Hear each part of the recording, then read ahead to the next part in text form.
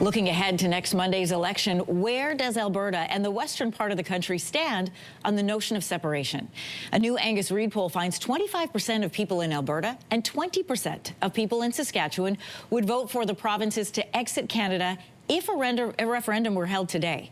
Well, the same poll shows that if the Liberals win on Monday, that number jumps to 30% in Alberta and 33% in Saskatchewan. Frustration is high, and we've heard cries of secession before, but what is different this time around? For more on where Western separation movement stands today, we're joined this morning by former Reform Party leader Preston Manning. Welcome to your morning. Okay, thank you. Good to talk to you. You as well. Listen, Mr. Manning, you wrote an op-ed in the Globe and Mail earlier in April where you argued that a vote for the Carney Liberals is a vote for Western secession. What does Western Canada want that you believe the Liberals cannot deliver on? Does Alberta want more inclusion or less involvement from Ottawa? What is it? Well, I think just less, just doesn't want to be subjected to another 4 years of Liberal rule. What's driving this is 9 years of Liberal misrule as perceived by the Western provinces. This is far broader than Alberta and Saskatchewan, incidentally. It is the same sentiment, not to quite the same degree, exists in parts of Manitoba and British Columbia and the territories. And it's the desire not to have another 4 years of deficits and debt spending, of obstruction and delays to pipeline construction, the treatment of the resource sectors, which are fundamental building blocks of the economy, energy, agriculture, forestry, mining, the fishery, treated as relics of the past or environmental liabilities. This is 9 years of Liberal misrule from the perspective of many Western Canadians, and a desire not to be subjected to that for another 4 years. That's why those numbers spike when you raise the prospect of the Carney Liberals winning an election. But you and I both know this sentiment goes back more than 9 years. I mean, this is decades long. Alberta has lived with the frustrations from Ottawa and the East, as they call it. You know, there's the common complaint in the province that even when you're standing in line to cast your vote, you can hear on the radio that the election's already been called in the East. And Albertans have always been frustrated by it, but put up with it. But then we look back, even in recent history, to the Wexit movement in 2019. And you said this time around that a large number of Westerners simply will not stand for another Liberal government. So what is different this time around? I don't remember the sentiment being this loud or this organized. Well, it's just 9 years of misrule, 9 years. And the concern of the indifference of Central Canadian media, Atlantic Canadian voters, absolute indifference to this sentiment. Nothing changes. It just gets worse. And there's simply a skepticism about Mr. Carney making a 180-degree turn, saying, well, now climate change is not a big fixation. Now they'll build pipelines. Now they'll scrap the carbon tax. That is simply not believed by hundreds of thousands of people, because they see behind Mr. Carney 23 MPs and cabinet ministers who 2 months ago were saying exactly the opposite. In fact, Mr. Carney 6 months ago would have been saying exactly the opposite. So there's a complete skepticism on the part of hundreds of thousands of people. And this is not just confined to Alberta. The fact that people in Central Canada even think this is just Alberta. No, this is Alberta, Saskatchewan, large parts of Manitoba, and northwestern and western British Columbia. I've listened to some of those podcasts, and I've watched some of the independent media and the interviews that have been given around this idea of separation and of secession.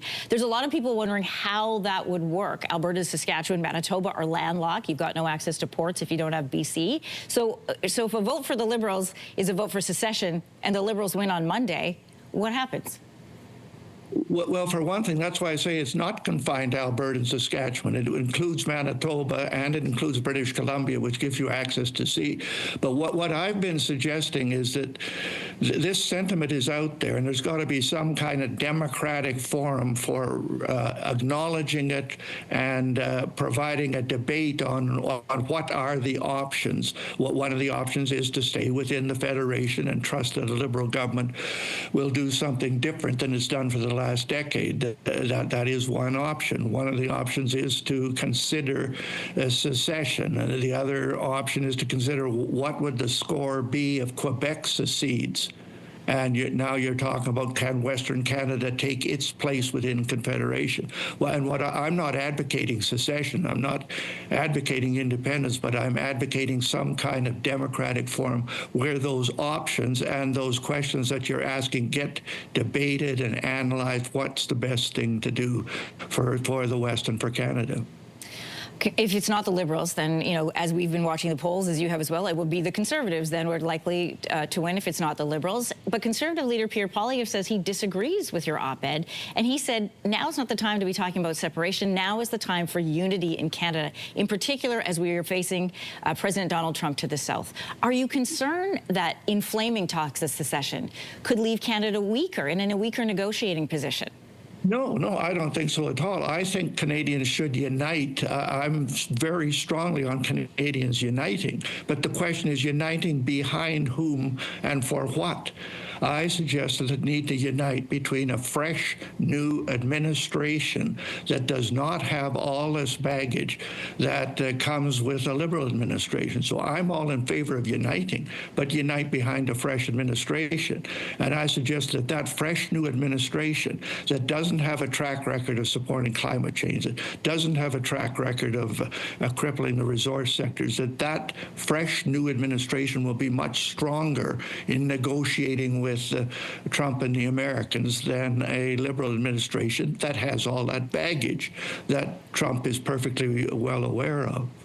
If the Liberals win on Monday, is there anything in your view that the party can do to keep the country together and to keep the West happy? Well, no, I think you're going to see a spike of this secession sentiment. And of course, this isn't just in Quebec. You're going to, or in Western. You're going to have a secession sentiment in Quebec. Polls show that the Parti Québécois will probably win the next election. The first plank in their platform is to have a referendum on secession. And who's going to be the champion for federalism there? An Anglo-Saxon banker who hasn't been in the country for 9 years and can't even speak French? I think the election of a Liberal government is going to produce a unity crisis, both on the Eastern Front and on the Western Front. And the simplest way to stop that is to elect a fresh, new administration that can unite the country behind them.